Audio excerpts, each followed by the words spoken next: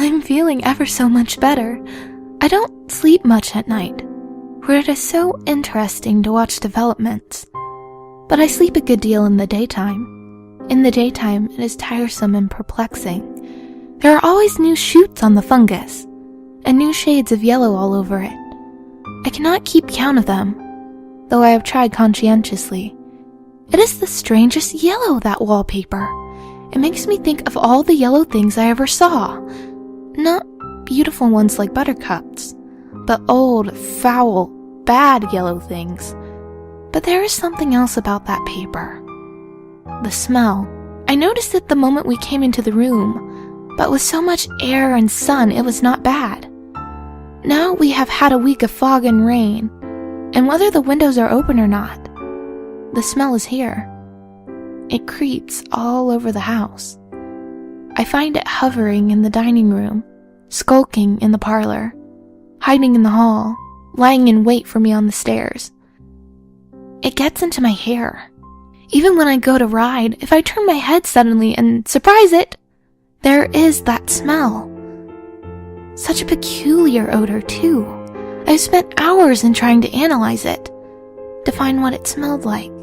It is not bad, at first and very gentle, but quite the subtlest, most enduring odor I have ever met. In this damp weather, it is awful. I wake up in the night and find it hanging over me.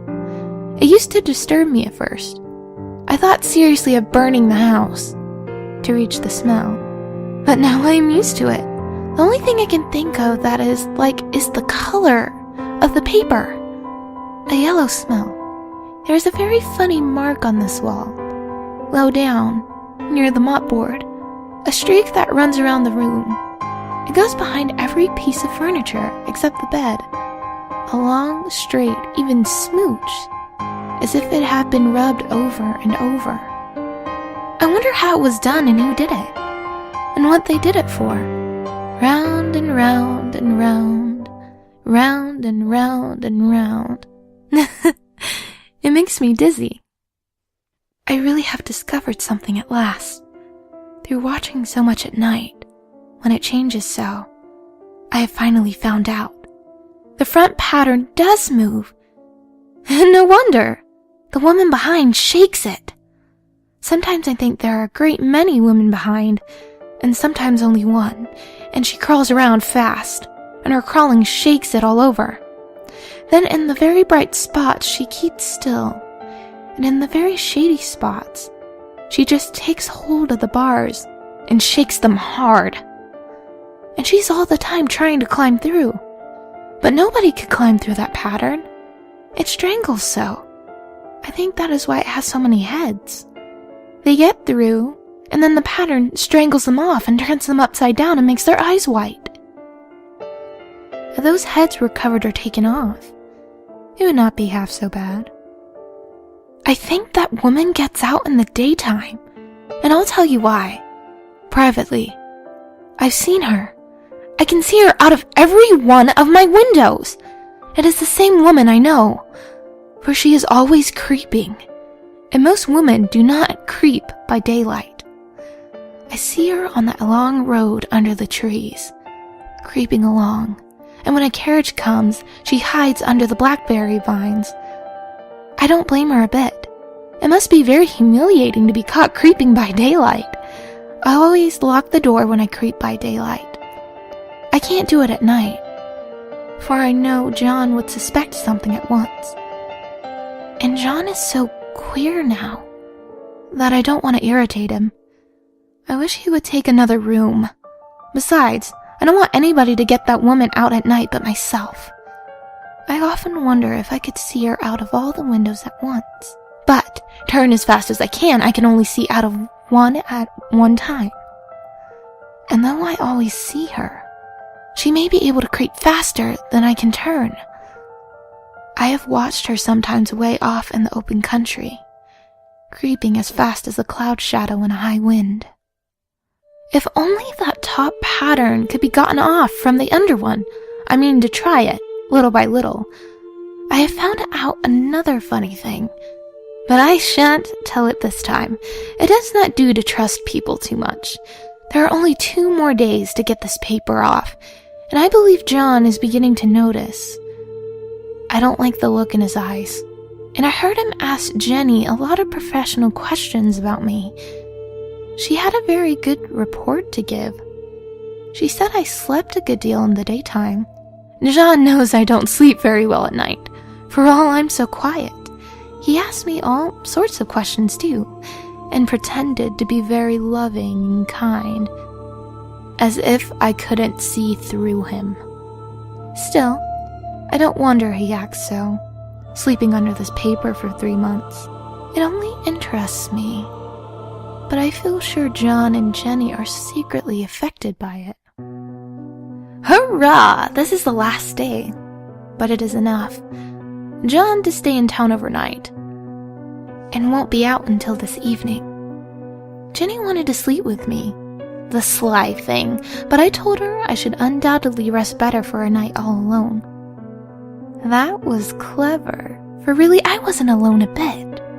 As soon as it was moonlight and that poor thing began to crawl and shake the pattern, I got up and ran to help her. I pulled and she shook, I shook and she pulled, and before morning we had peeled off yards of that paper.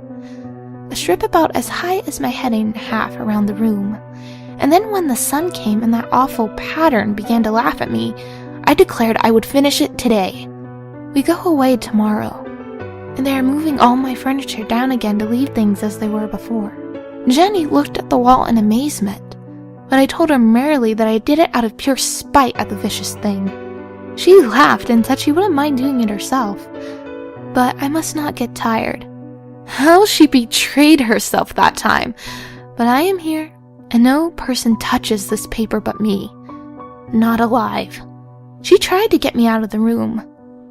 It was too patent, but I said it was so quiet and empty and clean now that I believed I would lie down again and sleep all I could, and not to wake me even for dinner. I would call when I woke. So now she is gone, and the servants are gone, and the things are gone, and there is nothing left but that great bedstead nailed down, with the canvas mattress we found on it. We shall sleep downstairs tonight, and take the boat home tomorrow. I quite enjoy the room. Now it is bare again. How those children did tear about here. This bedstead is fairly gnawed, but I must get to work. I have locked the door and thrown the key down into the front path. I don't want to go out, and I don't want to have anybody come in till John comes. I want to astonish him. I've got a rope up here that even Jenny did not find. If that woman does get out and tries to get away, I can tie her. But I forgot I would not reach for her without anything to stand on. This bed will not move. I tried to lift and push it until I was lame, and then I got so angry I bit off a little piece at one corner, but it hurt my teeth. Then I peeled off all the paper I could reach standing on the floor. It sticks horribly, and the pattern just enjoys it. All those strangled heads and bulbous eyes and waddling fungus growths just shriek with derision. I am getting angry enough to do something desperate.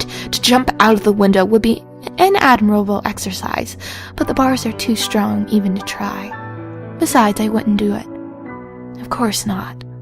I know well enough that a step like that isn't proper and might be misconstrued. I don't like to look out of the windows even.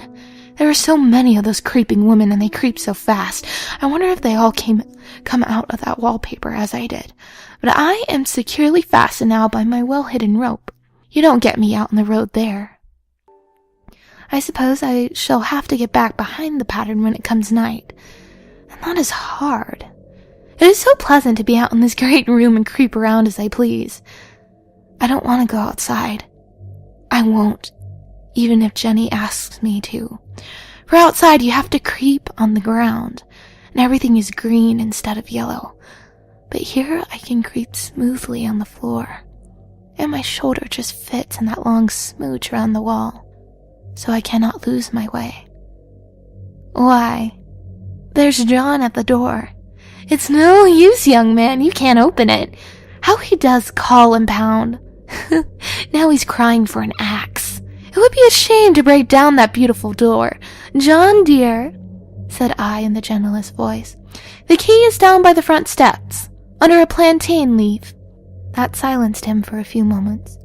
Then he said, very quietly indeed, "Open the door, my darling." "I can't," said I. "The key is down by the front door under a plantain leaf."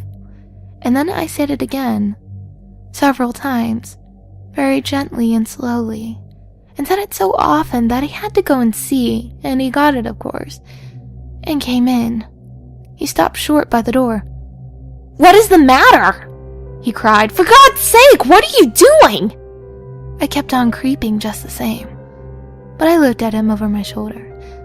"I've got out at last," said I, "in spite of you and Jane, and I've pulled off most of the paper, so you can't put me back." Now, why should that man have fainted? But he did, and right across my path by the wall, so that I had to creep over him every time.